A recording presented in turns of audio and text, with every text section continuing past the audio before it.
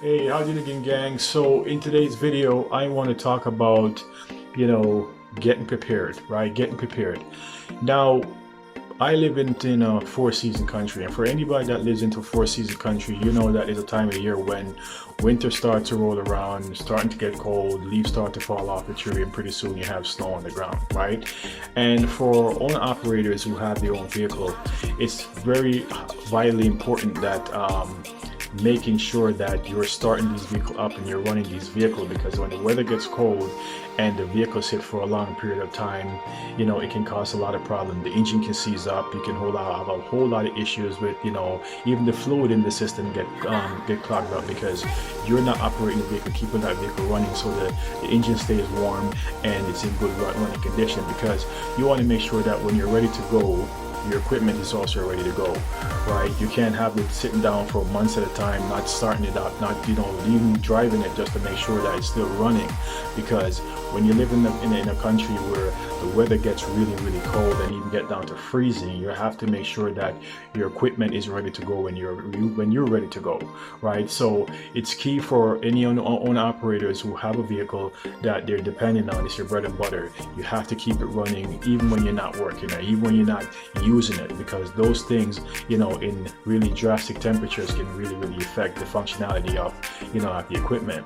So you have to make sure that when you are not running the vehicle and it's sitting there for a long period of time, you have to make sure you're starting it, you're checking it, you're still even doing a pre-trip, even if you're not driving the truck or you're not putting the vehicle on the road, because you want to make sure that when you're ready to go, it's ready to go as well, right? And part of that meaning that you take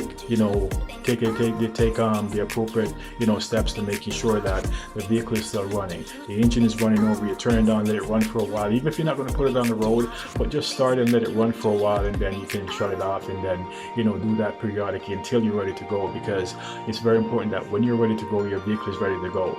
And when you just become complacent because maybe you're not getting enough work, or there's nothing that requires you putting the vehicle on the road, you just say, okay, I'll just leave it until I'm ready to go, and then when you're ready now, you start it up, now it's not starting, and then you find yourself in a bigger problem now, because then you have an issue now that is going to cost you a lot of money, and downtime that vehicle will have to take for the mechanic to fix it and get it up and running again. So to avoid these bigger issues that can cost more money and more time, make sure that in the time that you're not using your vehicle, to start it up, sometime even if you have the time, just take it for a drive around the block or whatever, just to make sure that the vehicle is still running, it's still functional, so when you actually need it and you're ready to go, it's ready to go with you.